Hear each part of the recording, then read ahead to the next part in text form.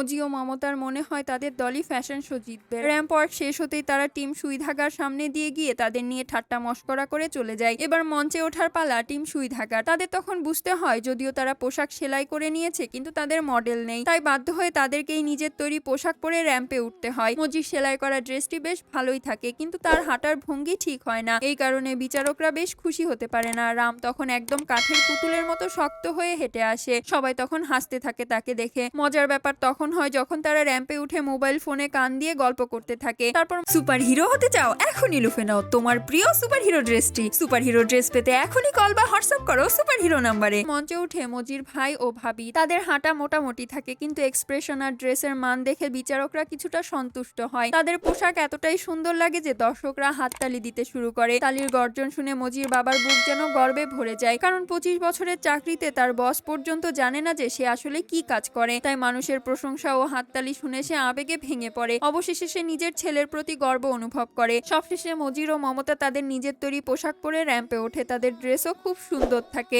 দর্শকরা উচ্ছ্বাসে করতালি দিতে থাকে। যদিও টিম সুই ধাগার র্যাম্প ওয়ার্ক খুব ভালো হয় না, কিন্তু তারা যে পোশাকগুলো তৈরি করে তার কোনো তুলনাই থাকে না। পরের ভিডিওটি দেখার জন্য প্লিজ সাবস্ক্রাইব।